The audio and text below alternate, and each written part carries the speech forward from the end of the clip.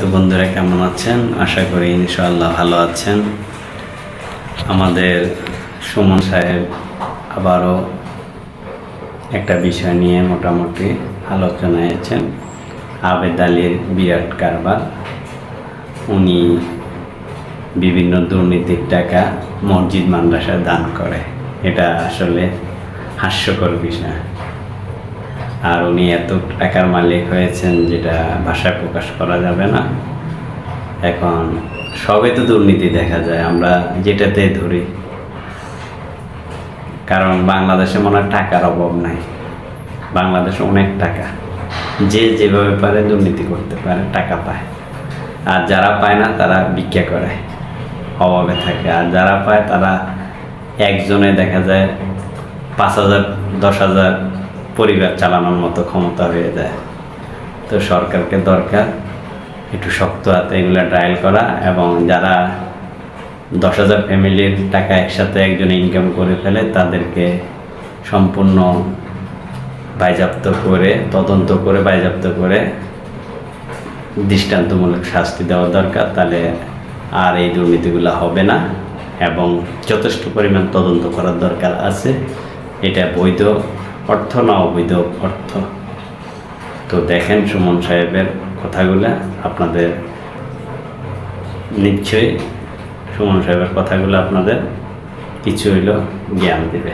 ধন্যবাদ। প্রশ্নপত্র ফাঁসের সাথে পিএসসির দেখা যাচ্ছে যে উপসহকারী সহ এবং পিএসসির চেয়ারম্যানের গাড়ির ড্রাইভার সৈয়দ আবেদ আলী, তারা ধরা পড়েছেন।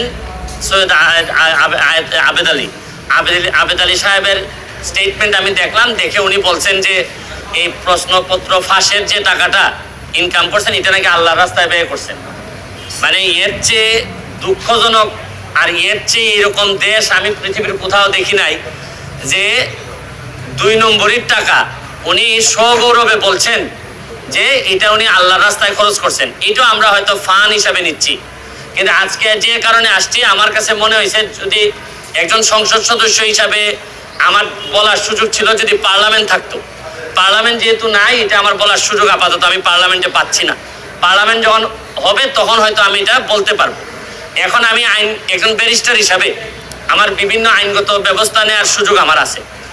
এইখানে পিএসসির চেয়ারম্যান সাহেবের ড্রাইভার, উনি প্রশ্নপত্র ফাঁসের সাথে জড়িত, এর মধ্যে উপসহকারীও আছেন।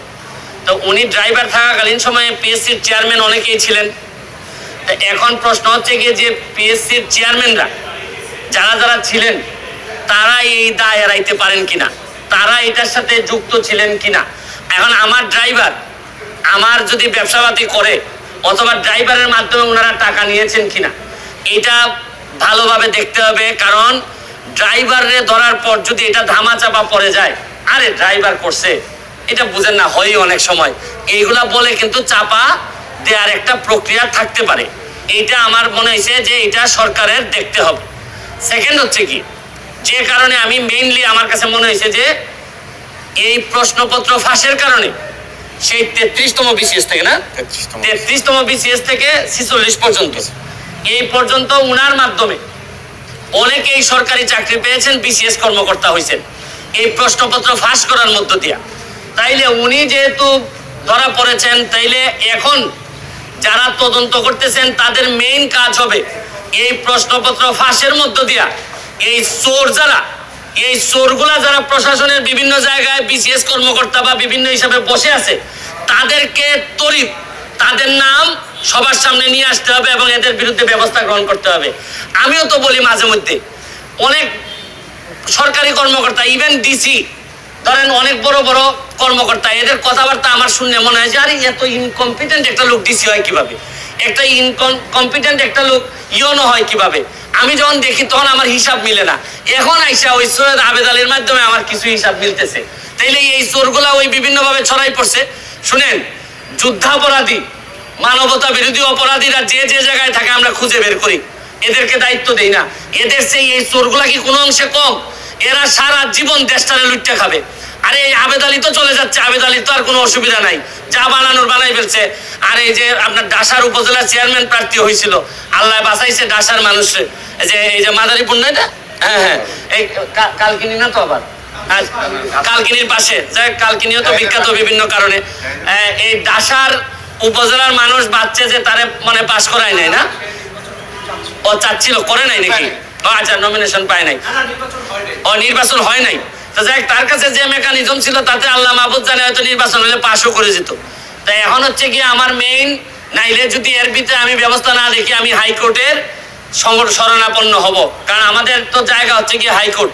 যদি এই ব্যাপারে ব্যবস্থা গ্রহণ না করা হয়, কার কার আমলে এই ড্রাইভার সাহেব ছিলেন, পিএসসির চেয়ারম্যান, তাদের এইটার দায়িত্ব আছে কিনা, তারা এটার সাথে জড়িত কিনা। এরপর হচ্ছে গিয়ে এই প্রশ্নপত্র ফাঁসের ঘটনায় কারা কারা অবৈধ সন্তান হিসাবে প্রশাসনে জন্মগ্রহণ করছেন এবং জন্মগ্রহণ করে এখন বিভিন্নভাবে দলীয় তকমা লাগাইয়া ভালো ভালো অবস্থানে আছেন, এটা আনতে হবে। শুনেন, কোটার জন্য আন্দোলন করে ছাত্ররা, সারা বাংলাদেশের মানুষ কোটার জন্য আন্দোলন করতেছে, কিন্তু এরা কি জানে যে সবচেয়ে বড় কোটা তো হচ্ছে গিয়ে চোর কোটা, এই প্রশ্নপত্র ফাঁসের কোটা। এরা ধরেন অন্যান্য কোটা, মুক্তিযোদ্ধা কোটা, এগুলা নিয়ে আন্দোলন করতেছে, এগুলা নিয়ে আমি বলবো না, এটা আলাদা হিসাব।